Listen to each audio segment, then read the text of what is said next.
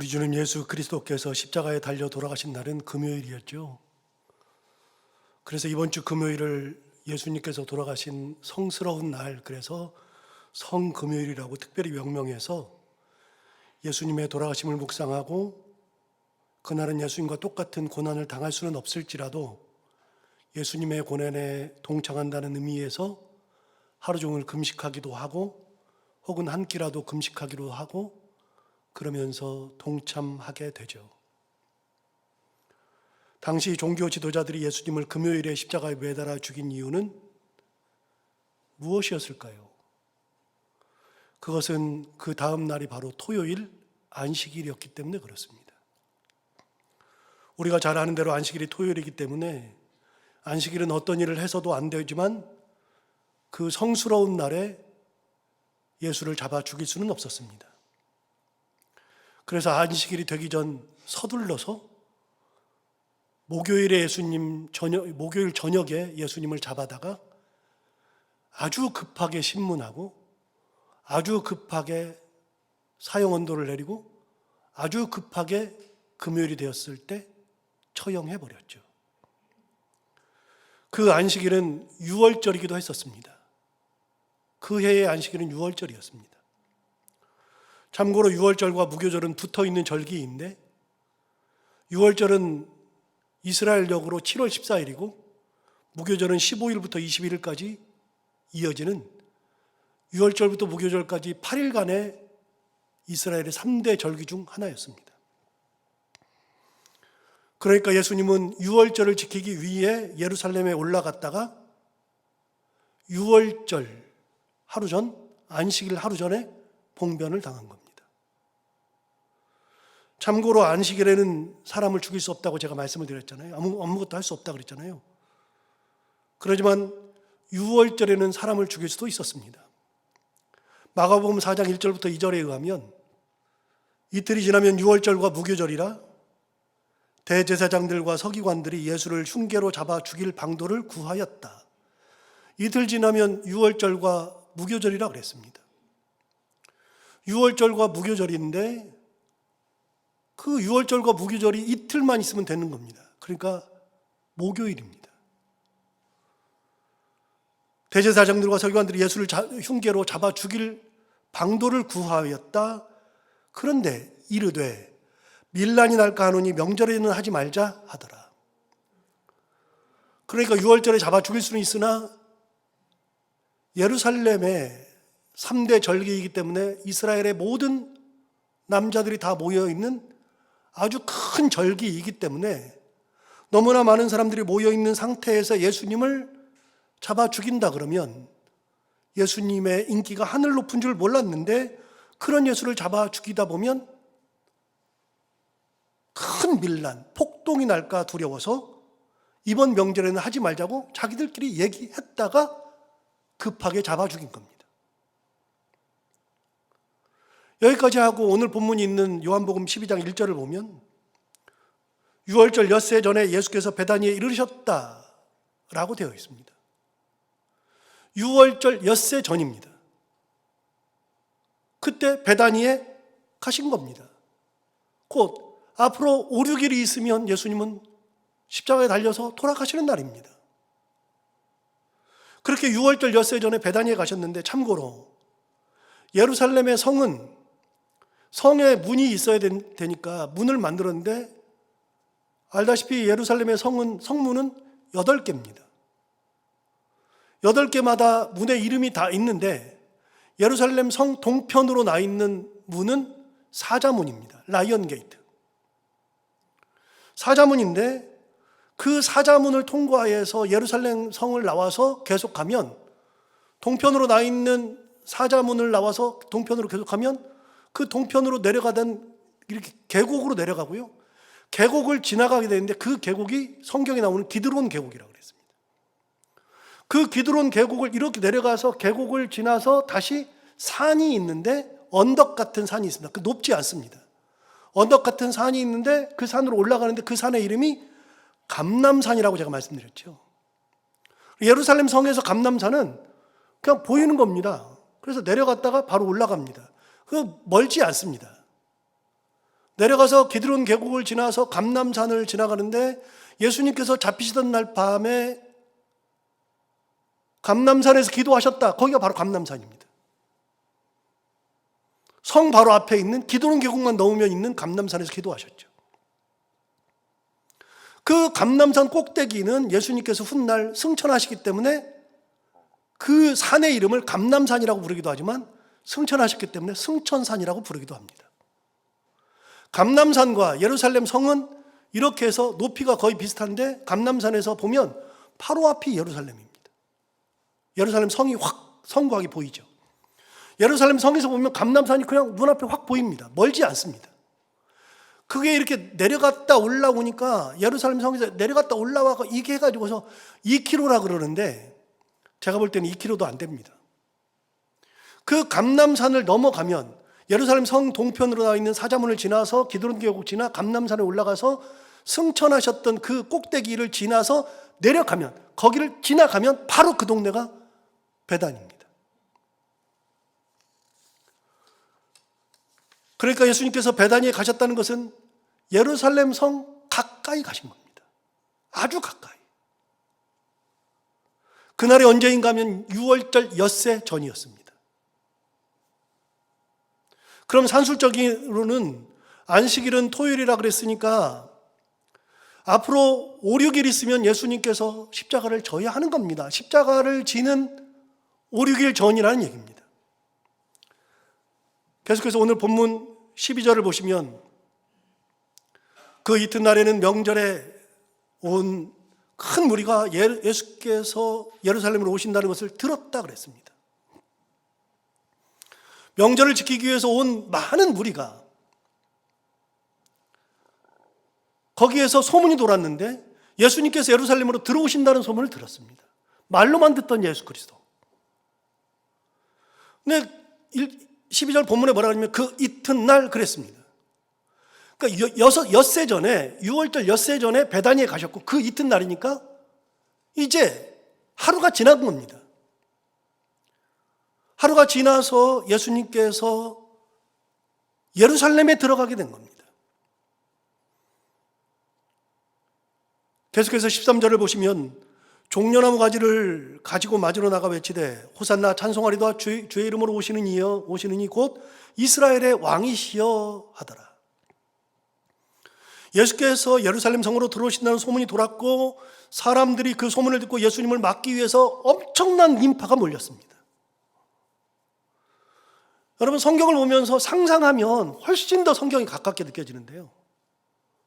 지금 예루살렘에 모여있는 사람들이 엄청나게 많은데요. 예수님께서 들어오신다는 소문을 듣고 거기에 인파들이 몰려들기 시작했습니다. 그렇게 많은 사람들이 예수님을 맞이할 때 종려나무 가지를 꺾어 손에 들고 종려나무를 흔들면서 호산나 찬송하리로다 주의 이름으로 오시느니 곧 이스라엘의 왕이시여 하면서 찬양을 불렀습니다. 두 가지를 한 겁니다. 첫 번째는 종려나무 가지를 꺾었습니다. 여러분 참고로 오늘 주보를 한번 보십시오. 주보 광고를 보시면 광고에 오늘에 대한 이야기를 써놨습니다. 오늘은 예수께서 십자가를 지시기 위해 예루살렘에 입성하신 종려주일이며 이번 한 주간은 고난주간으로 이어집니다. 특별히 금요일인 예수께서 십자가에 달려 돌아가신 성금요일입니다 라고 되어 있죠. 오늘이 바로 예수께서 십자가를 지기 위해 예루살렘에 입성하신 종려주일이라고 했는데 왜 종려주일이냐? 오늘 본문에 나오잖아요. 사람들이 종려나무 가지를 꺾어서 예수님의 예루살렘 입성을 환영하면서 그걸 흔들고 예수님을 위해서 찬송을 불렀던 날 종려주일. 그래서 종려주일이라고 하는 겁니다. 종려주일의 기원은 바로 여기 있습니다. 그리고 종려주일인 오늘을 지나면서부터는 고난주간입니다.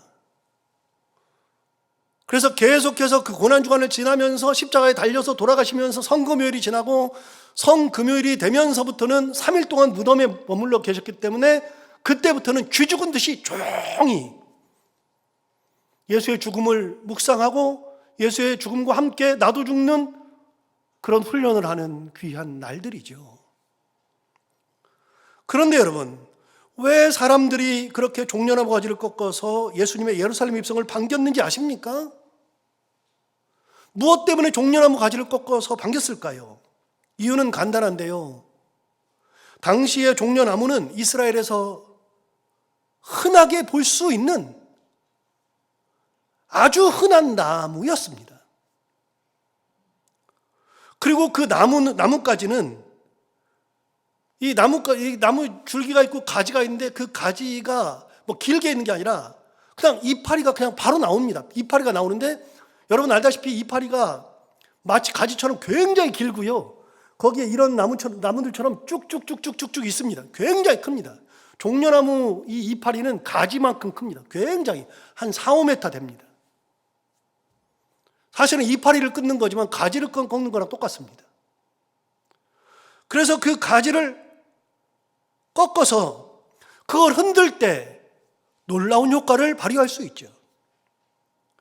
그걸 꺾어서 흔든다는 것은 위대한 지도자를 맞이할 때 그때 하는 일반적인 행동이었습니다.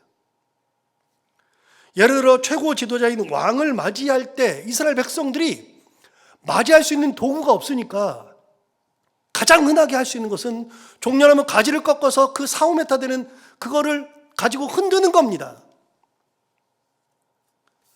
지도자를 맞이할 때 그렇게 하는 거죠. 여러분 흔히 영화를 보면 이런 장면을 쉽게 볼 수 있을 정도로 잘 알려진 행동이죠. 그러므로 예수께서 예루살렘 입성하실 때 거기에 모인 군중들은 예수님을 최고의 지도자로 환영했다는 것을 알 수 있죠. 그들에게는 예수님은 최고였습니다.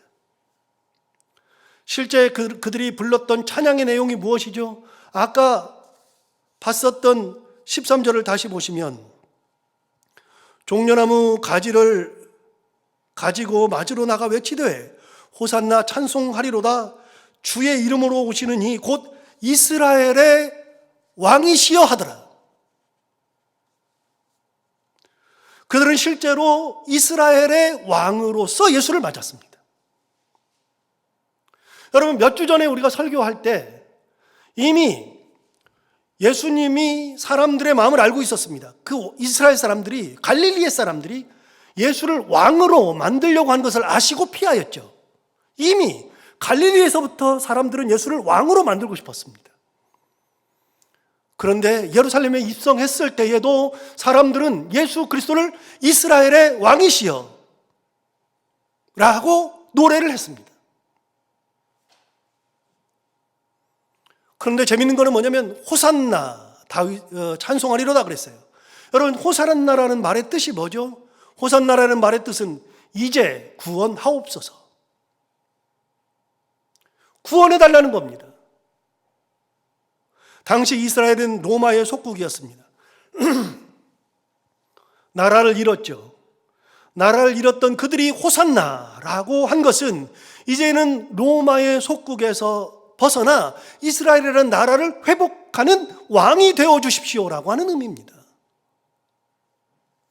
마치 우리나라가 일제강점기에 일본의 속국이 아닌 조선으로 다시 회복하게 해달라는 간절함의 노래를 했던 겁니다. 거기 모여 있었던 사람들은 하나님의 아들을 맞이한 게 아닙니다. 이스라엘의 왕, 나라를 회복시킬 왕, 그분을 기다리면서 왕으로서 맞이하면서 종려나무 가지를 흔들고 있었던 겁니다. 우리 주님은 그렇게 종려나무 가지를 흔드는 사람들의 환호성 속에서 예루살렘에 입성하게 된 겁니다. 그만큼 군중들은 예수님을 보면서 구원해달라는 청원의 노래를 하고 있었고 그렇게 예수님을 생각하고 있었습니다. 우리의 왕, 우리를 속국에서 벗어나게 해주는 그런 귀한 왕, 그래서 종려나무 가지를 흔드는 거죠. 이해가 됩니다. 일반 군중들이 그렇게 말했습니다. 그런데 그 동일 본문이 마태복음과 마가복음에서도 나옵니다. 그 중에서 이 똑같은 본문이 마태 마가복음에도 나오는데 마가복음의 예를 들어보면 이렇습니다. 마가복음 11장 7절부터 11절에 의하면 나귀 새끼를 예수께로 끌고 와서 자기들의 겉옷을 그 위에 얹어 놓음에 예수께서 타셨다 그랬습니다. 나귀 새끼를 끌고 왔습니다. 그리고 자기들의 겉옷을 그 위에 얹었습니다. 그리고 예수께서 타셨다. 여러분 상상해 보십시오. 나귀 새끼를 끌고 왔는데 그 나귀 새끼 위에다가 자기 제자들이 자기들의 겉옷을 나귀 새끼 위에다가 얹었습니다. 뭘 만들어 준 겁니까? 안장을 만들어 준 겁니다. 나귀 새끼는요, 말도 그렇지만 등이 뾰족합니다. 그래서 사람이 앉으면 쉽게 앉을 수가 없습니다. 그 뼈 때문에. 그래서 말은 반드시 안장이 필요하죠. 그런데 나귀는 안장이 없습니다. 그렇기 때문에 제자들이 자기들의 겉옷을 펴서 안장을 만들어 준 겁니다. 8절에 보면 이렇게 말합니다. 많은 사람들은 자기들의 겉옷을, 또 다른 이들은 들에 세변 나뭇가지를 길에 폈다. 여러분 예수님께서 예루살렘에 입성하실 때 많은 사람들이 종려나무 가지를 꺾었습니다. 여기저기서 종려나무 가지를 엄청나게 꺾었는데 그걸 가지고 흔드는 것뿐만이 아니라 많은 사람들이, 제자들은 자기들의 겉옷을 나귀 새끼 위에다가 얹어서 안장을 만들어 주었고 다른 많은 군중들은 겉옷을 벗어가지고 길에다 깔았습니다. 그리고 많은 사람들은 또 종려나무 가지를 꺾은 그 가지를 길에다가 쫙 폈습니다. 상상이 되십니까? 그냥 예루살렘에 입성한 것이 아닙니다. 그들은 양탄자를 깔아놓았습니다. 왕이 지나가는 길에 가장 좋은 것을 깔아놓듯이 그들은 자기들의 겉옷을 깔았습니다. 종려나무 가지를 깔았습니다. 9절에 가면 이렇게 말합니다. 앞에서 가고 뒤에서 따르는 자들이 소리 지르되 호산나 찬송하리로다 주의 이름으로 오시는 이여 그랬습니다. 사람들이 얼마나 많은지 앞에서 막 가기도 하고 뒤에서 따라오는 사람들도 있었습니다. 그 많은 사람들이 막 앞에서 뒤에서 찬송을 부르는데 막 흔들면서 옆에 서 있는 사람, 따라가는 사람, 앞서가는 사람들이 종려나무 가지를 흔들면서 그러면서 호산나 찬송하리로다 주의 이름으로 오시는 이여 하면서 찬양을 불렀습니다.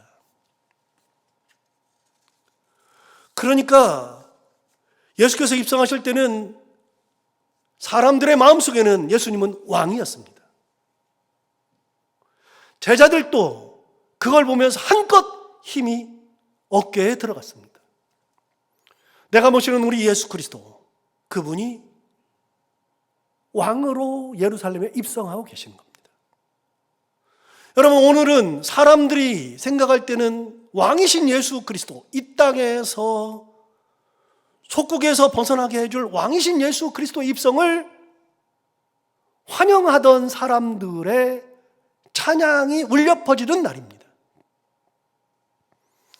그렇게 예수께서 입성하실 때는 나귀 새끼를 타셨습니다. 오늘 본문 14절에서 이야기합니다. 예수는 한 어린 나귀를 보고 타셨다라고 되어 있습니다. 그냥 예수께서 나귀를 보고 탄 걸로 되어 있습니다. 그러나 동일 본문들이 많은데 마가복음 11장에서는 다른 얘기를 합니다.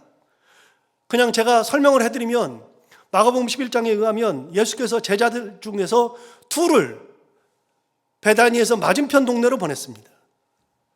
맞은편 마을로 보내서 거기서 가면은 아주 한 번도 사람을 태워보지 못한 새끼, 조그만 새끼 나귀가 있을 텐데 매어 있을 테니 그걸 풀어서 데려와라.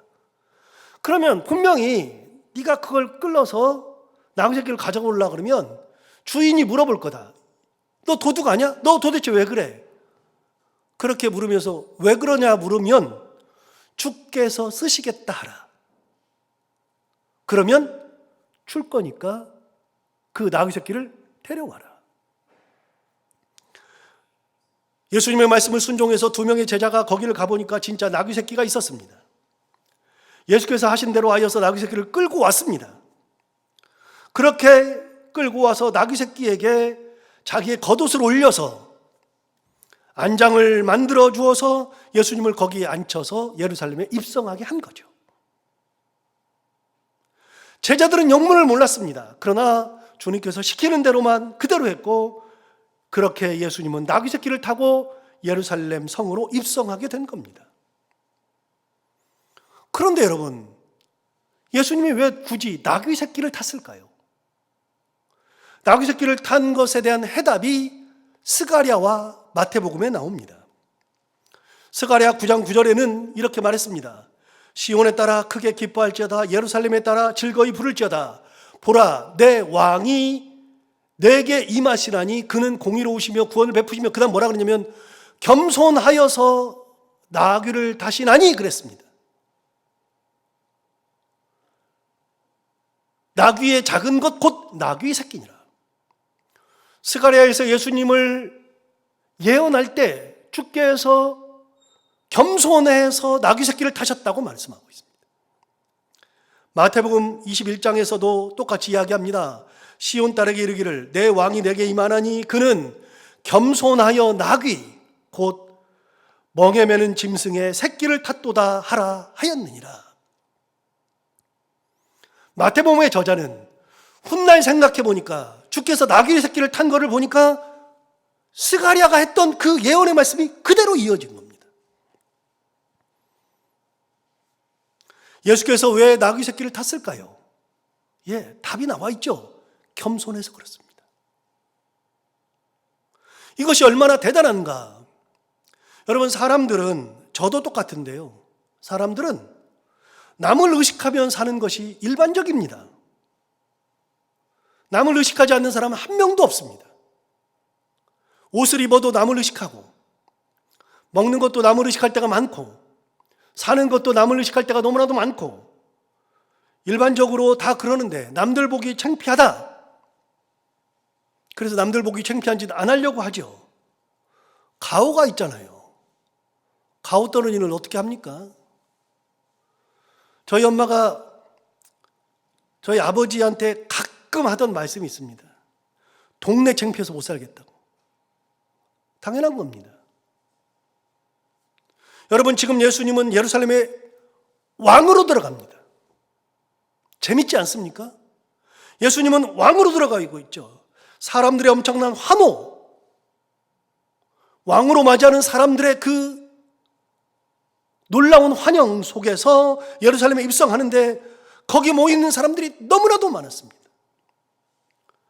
사람들만 많이 모인 것이 아니라 그 사람들은 종려나무를 꺾어서 길에다 깔고 자기 옷을 길에다 깔고 종려나무를 흔들면서 정말로 왕보다도 더한 대접을 받으면서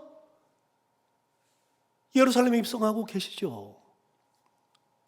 여러분, 그 함성 소리가 들리지 않습니까? 그 모습이 느껴지지 않습니까? 그러면 여러분, 근사하게 입성을 해야 되는 것이 맞는 것 같은데요, 그렇게 근사하게 입성하려면요, 최소한 말을 타야죠. 로마 시대에 로마의 장군들은 나귀를 타고서 다닌 적이 한 번도 없습니다. 예루살렘이 AD 63년 예수님이 돌아가시고 나서 약 30년 있다가 예루살렘이 완전히 멸망합니다. 티투스 장군에 의해서, 로마의 티투스 장군에 의해서 예루살렘이 완벽하게 멸망합니다. 그때부터 이스라엘은 이스라엘에서 살지도 못하고 전 세계로 다 흩어졌습니다. 완벽하게 이렇습니다. AD 63년에 예루살렘이 멸망할 당시에 티투스 장군이 그 말을 타고 성전 안에까지 진입하는 사건이 있었습니다. 상징적인 얘기입니다.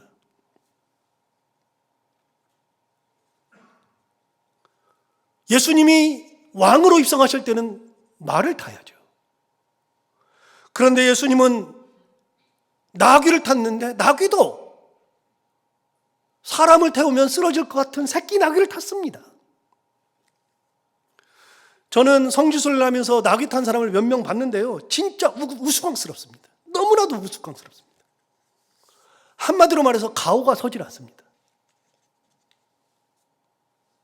남들 신경 쓰지 않는다면야 뭐가 문제겠습니까만, 남들 신경 쓰지 않는다면 우스꽝스럽든 남이 비웃든 상관없습니다. 그렇지만 지금은 그런 때가 아닙니다. 예루살렘의 왕으로 들어가는 때입니다. 참고로 제가 아까 예루살렘 성에서 동쪽 문 사자문을 통해서 내려가면 기드론 골짜기가 나오고 기드론 골짜기를 지나면 바로 감람산이 있다 그랬잖아요. 감람산 꼭대기에서 승천을 하셨고 거기를 넘자마자 얼마 되지 않은 곳에 베단이라는 마을이 거기 있습니다. 그 베다니 마을에 예수님께서 살리신 나사로도 있고요. 마리아 마르다의 고향이 베단이기도 하고요. 거기 살았습니다. 그런데 제가 예루살렘 성지순례 하다가 혼자 성지순례 하다가 진짜 재밌는 장면을 봤는데요. 감람산 거기 이제 골목이 많습니다. 지금은 이제 도로가 다 깔려 있어 가지고요. 감람산 이제 여기 올라가려면 여기도 뭐 여기도 길이 많아요. 길이 많은데 감람산 꼭대기에서 승천산에서 쭉 내려오는데 거기에 어떤 할아버지가요 나귀 한 마리를 놓고서요 호객행위 하더라고요. 저보고 타라고. 예수님처럼. 진짜 탈까 말까 고민 많이 했습니다. 그러다가 제가 안 탔는데 이유는 예수님 타신 것은 못 타겠더라고요. 못 탔습니다. 거기 왜 나귀 새끼를 가지고서 호객행위를 합니까? 주님 때문에 그러는 겁니다. 장사꾼이 그 짓 하는 겁니다. 진짜 말을 타고 입성하시든 아니면 나귀를 타지 않는다면 그러면 말을 타고 입성하시든 나귀를 타야 한다면 나귀라도 정상적인 나귀를 타야 할 텐데 한 번도 사람을 태워보지 못한 새끼 나귀를 타셨다. 왜 그렇습니까? 겸손해서 그렇습니다. 사람들의 기대와는 완전히 달랐습니다. 사람들의 환호 속에 예수님은 겸손이 들어있었죠. 사람들은 왕으로 대접할 때 예수님은 십자가를 생각하고 계셨습니다. 죽음을 알고 계셨습니다. 사람들은 이게 축제의 장인데 예수님은 그 길이 사람들을 위한 구원의 길, 피 흘림의 길이라는 것을 알고 계셨습니다. 너무나도 다르지 않습니까? 사람들의 환호성이 막 들립니다. 엄청나게 재미있어 하고 엄청나게 신나고 엄청난 에너지가 느껴지는 그 순간에 제자들도 거기에 부안우동해가지고 같이 그러고 있는 그 순간에 예수님은 십자가를 생각하고 계셨습니다. 우리 주님 겸손의 길을 가신 겁니다. 종려주일은 예수님을 환영하고 왕으로 환영하고 우리의 모든 걸 다해서 막 펄럭이고 그러는 것이 아니라 겸손하신 예수께서 가신 길을 기억하는 것이 종려주일입니다.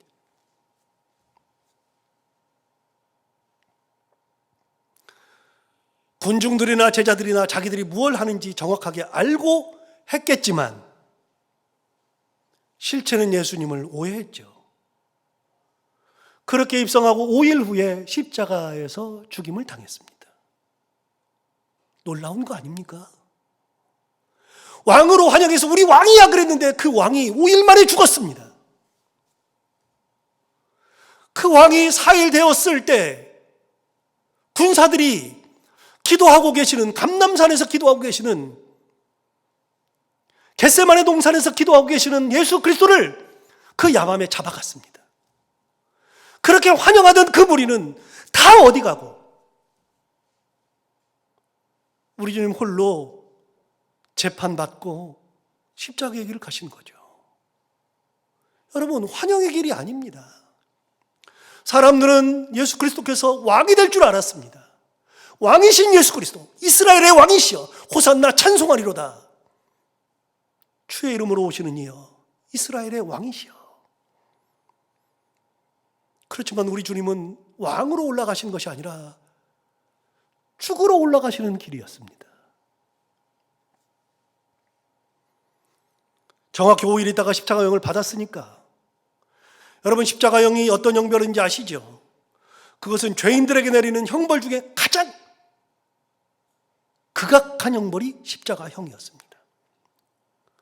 로마 시대의 가장 악랄한 형벌이 십자가형이었습니다. 왜요?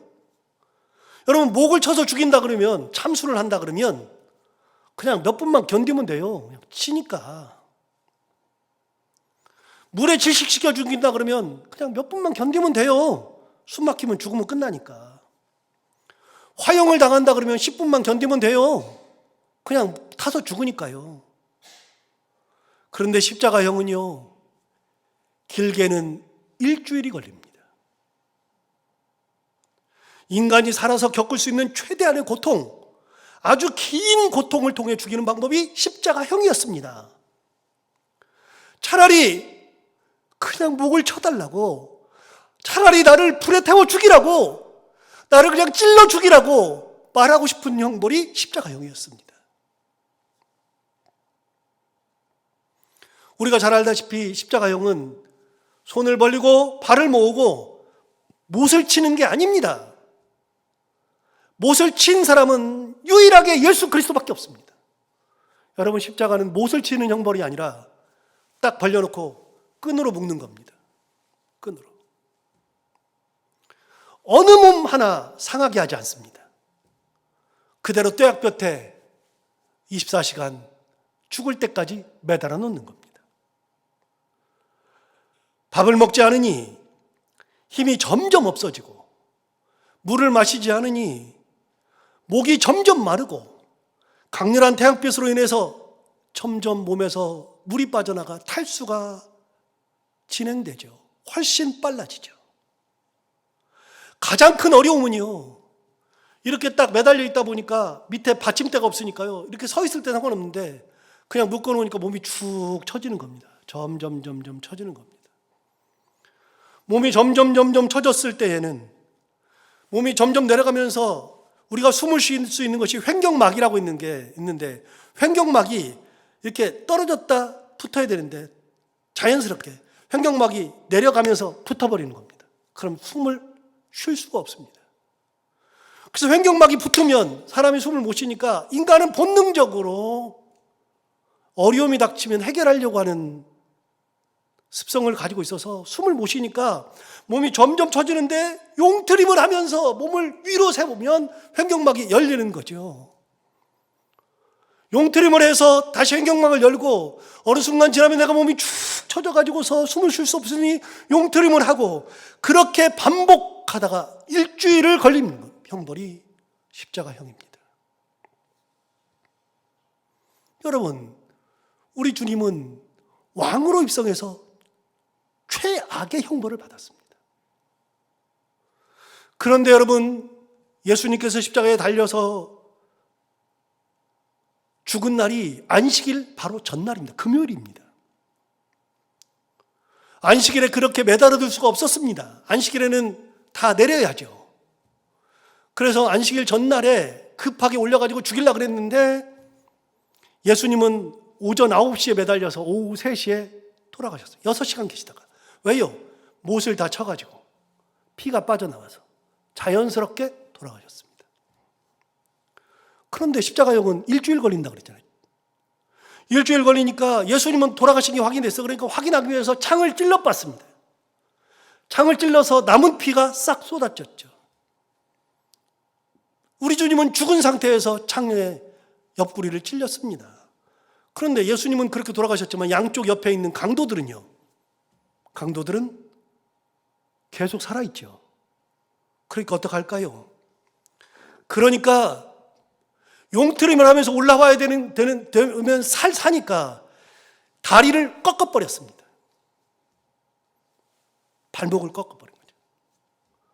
그래가지고서는 용트림을 할 수 없게, 그래서 질식사 시킨 겁니다. 요한복음 19장 31절부터 34절에 보면 이렇게 말했습니다. 이날은 준비일이라, 안식일 준비일이니까 전날이죠. 유대인들은 그 안식일이 큰 날이므로 유월절과 겹쳐 있거든요. 그 안식일에 시체들을 십자가에 두지 않으려고 하여 빌라도에게 그들의 다리를 꺾어 시체를 치워달라고 했어요. 유대인들이 빌라도한테 저 사람들 다리를 좀 꺾게 해달라. 32절, 군인들이 가서 예수와 함께 못 박힌 첫째 사람과 또 그 다른 사람의 다리를 꺾어버렸어요. 예수께 이르러서는 이미 죽으신 것을 보고 다리를 꺾지 아니하고 돌아가셨으니까요. 그중 한 군인이 창으로 옆구리를 찌르니 곧 피와 물이 나오더라. 예수님은 다리를 꺾지 않았습니다. 옆에 있는 사람들은 다리를 꺾었습니다. 왜요? 숨 못 쉬게 하려고, 질식시키려고. 예수님을 왕으로 환영하던 군중들의 함성은 오간되었고 십자가에 달리신 예수님이 여기 있습니다. 사람들의 환호 속에 겸손하신 예수를 직접 보게 된 겁니다. 주님께서 왜 새끼 나귀를 타셨는지를 보게 된 겁니다. 주님은 가장 높은 곳에서 만나는 분이 아니라 가장 낮은 곳에서 만나시는 분이 예수 그리스도죠. 제자들도 예수님의 말씀대로 다 하긴 했고 자기들도 흥분해서 군중과 함께 예수를 왕으로 모시려고 했으나 그 모든 것이 다 수포로 돌아갔습니다. 본문 16절을 볼까요? 제자들은 처음에 이 일을 깨닫지 못하였다가 예수께서 영광을 얻으신 후에야 이것이 예수께 대하여 기록된 것임과 사람들이 예수께 이같이 한 것임이 생각났더라. 나귀 새끼를 탔다는 것이 성경에 나옵니다. 근데 나중에 보니까 뒤늦게 깨달은 겁니다. 뭘 깨달았느냐? 우리 주님이 나귀 새끼를 탄 게 스가랴에 나오는 말씀이었네. 스가랴에서 우리 주님은 겸손하여서 나귀를 탔다고 하셨네. 다시 볼까요? 제자들은 처음에 이 일을 깨닫지 못하다가 본문 16절 예수께서 영광을 얻으신 후에야, 처음에 깨닫지 못하다가 예수께서 영광을 얻으신 후에야 새끼 나귀를 타신 거, 이것이 예수께 대하여 기록된 것을 알았어요. 스가랴 9장 9절의 말씀이 이게 이거구나. 그때서야 깨달은 겁니다. 예수님께서 영광을 받으신 후에야. 사람들이 예수께 이같이 한 거, 이렇게 사람을 죽이고 그렇게 했던 것이 그게 그거였구나라고 하는 것을 뒤늦게 깨달은 겁니다. 뒤늦게. 우리 주님은 왕으로 들어간 것이 아니었네. 우리 주님은 죽으러 가신 길이었네. 우리는 왕으로 환영했는데 주님은 왕으로 들어가신 분이 아니라 우리를 위해 십자가를 지기 위해서 들어가신 분이었네를 뒤늦게 깨달은 겁니다. 예수께서 나귀를 선택해서 타고 들어가실 때 그 마음을 뒤늦게 깨달았습니다. 주님이 그러신 겁니다. 야, 난 나귀 새끼 탈 거야. 군중들의 환호를 들으면서도 그것이 곧바로 어떤 일이 일어날지 아시고 마음 아파하시던 예수님을 늦게서야 깨달았습니다. 군중들의 환호 속에서 예수님 말씀하십니다. 야, 너희들 모르고 나를 왕으로 대접하고 이렇게 하고 있지. 나 5일이면 십자가를 져야 해. 너희 그 환영이 나의 죽음을 환영하는 걸로 내가 받을게. 본인을 단 한 명도 이해하지 못하는 것을 보시던 예수님이 생각났습니다. 가만히 생각해 보니까 우리가 예수님을 몰랐네. 예수님은 알아주는 사람이 한 명도 없었네. 늦게야 깨달은 겁니다. 항상 말씀드리면 성경은 당대 기록이 아니라 후대 기록이라고 그랬습니다. 성경은 나중에 기록된 겁니다. 예를 들어 복음서는 예수님 당시에 예수님이 무슨 오병이어 하니까 그걸 그대로 기록해가지고 오병이어 사건 기록하고 문둥병자를 살리니까 그걸 기록하고 그런 것이 아니라 예수님이 돌아가시고 난 다음에 30년 후에 50년 후에 기억을 더듬어서 기록한 것이 성경이죠. 그러니까 30년 후에 이것을 기록할 때 보니까 그때서야 안 겁니다.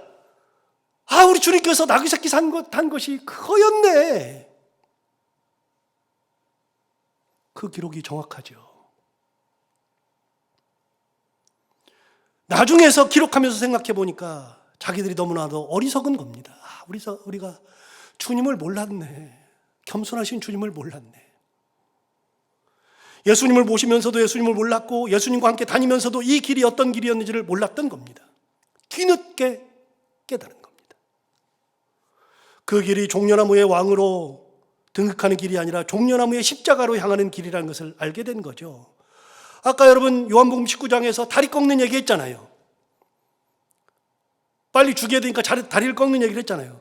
그런데 그렇게 죄수들의 다리를 꺾는 것은 그때는 이해를 하지 못했는데 나중에 성경을 기록할 때, 요한복음 이 저자가 성경을 기록할 때 보니까 그것이 성경을 응한 것이었습니다. 요한복음 19장 36절을 보시면 이 일이 일어난 것은 그 뼈가 하나도 꺾이지 아니하리라 한 성경을 응하게 하려 하심이라. 나중에 깨달은 겁니다. 아, 성경에 기록된 성경에 예수님은 그 뼈가 하나도 꺾이지 아니하리라 한 것이 있었네. 그게 어디 나옵니까? 시편 34편 20절. 시편 34편 20절에 이렇게 기록되어 있습니다. 그의 모든 뼈를 보호하심이여 그 중에서 하나도 꺾이지 아니하도다. 시편 말씀이 딱 생각났습니다. 스가랴 생각이 딱 생각났고 시편 말씀이 딱 생각났습니다. 나중에 보니까, 뒤늦게야 보니까 예수님을 안 겁니다. 여러분, 우리 주님을 제자들은 뒤늦게야 깨달았습니다. 우리도 종려주의를 하면은 아무런 의미 없이 이게 종려주의야 매번 지키니까 종려주의라고 지나가지만 사실은 여러분, 종려주의는 바로 이 예수 그리스도 겸손하여서 나귀 새끼를 타시고 밀려드는 사람들의 그 환영의 인파 속에서 그 속에서 죽음의 길을 가셨던 예수 그리스도를 묵상하고 지키는 절기가 종려주일이죠.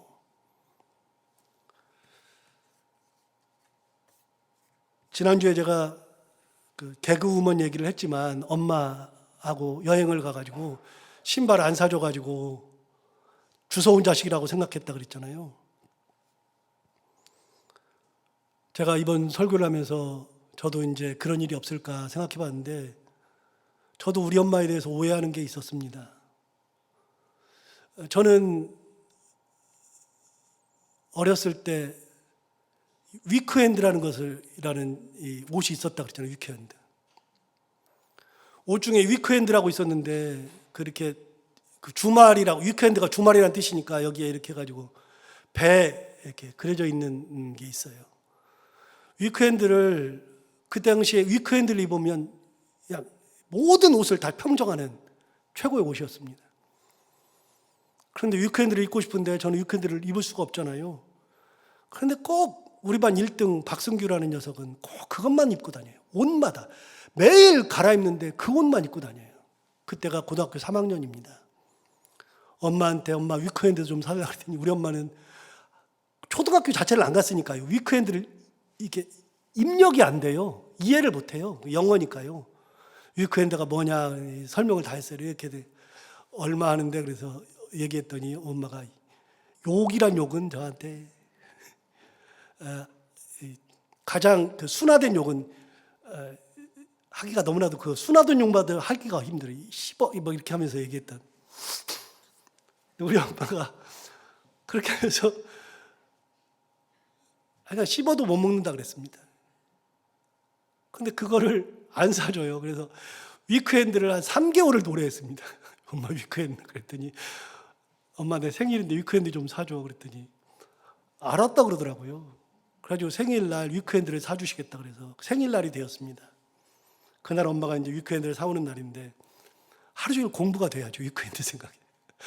집에 갔는데 엄마가 위크핸드 사왔는데 딱 보는 순간에 시장에서 만든 아주 조잡한 가짜라는 게 딱 표시가 나는, 그걸 보는 순간에 얼마나 화가 나는지 막 안 입는다고 떼를 쓰고 막 엄마하고 얼마나 안 좋았는지. 엄마가 뭐라 그러시냐면 엄마 이렇게 말씀해요. 사다 주는 년이 나쁜 년이다. 근데 제가 자식을 영국에서 키워보니까요, 우리 아들 거기에 많은 부모들이 자기 아들 레고도 사주고 여러 가지를 다 사주는데 저는 그걸 사주지를 못했습니다. 돈이 있어야 사주죠. 그러면서 깨달은 겁니다. 엄마가 욕한 게 의미가 있구나. 있어야 사주죠. 있어야. 나중에 아이를 키울 때나 되니까 생각나는 겁니다. 우리 엄마는 제가 24살 때 대학 졸업하고 군대에 있을 때 돌아가셨으니까 결혼도 하기 전인데 나중에 결혼해서 보니 아, 그런 거였구나. 여러분, 우리는 사람도 그때는 이해 못하고 나중에야 깨닫는 것이 있습니다. 우리 주님을 사람들은 몰랐습니다. 뒤늦게 깨달은 겁니다. 아, 주님 가신 길, 겸손의 길, 주님 가신 길, 십자가의 길, 주님 가신 길, 환영하는 왕의 길이 아닌 사람들을 섬기는 길이었다는 것을 나중에 깨달은 겁니다. 여러분, 그날이 오늘입니다. 오늘 이 종려주일에 오늘 보니까 오늘이 귀한 날이에요. 종려주일이라는 것을. 그래서 이번 설교를 준비하면서는 은혜 받을 생각하지 말고 종려주일에 대해서 좀 설교 좀 해보자. 그래서 준비를 했는데 가만히 보니까 우리 주님은 그런 분이세요. 그런 분. 오늘 우리 주님을 다시 한번 생각하면서 우리도 대접받는 삶이 아니라 섬기는 길, 낮아짐의 길, 겸손의 길을 우리 주님과 함께 가는 믿음의 사람들이 다 되기를 바랍니다. 기도하겠습니다. 하나님 아버지 감사합니다. 오늘도 귀한 말씀 깨우쳐 주시고 종려주일의 참 의미를 알게 해주셔서 감사합니다. 보니까 정말로 뒤늦게야 깨달았습니다. 아주 뒤늦게. 오늘 이 종려주일을 맞이해서 예수님 가셨던 그 길을 믿음으로 가고 주님과 똑같이 겸손의 길, 낮아짐의 길, 희생의 길을 갈 줄 아는 우리 모두가 다 되게 하여 주옵소서. 예수님 이름으로 기도하옵나이다.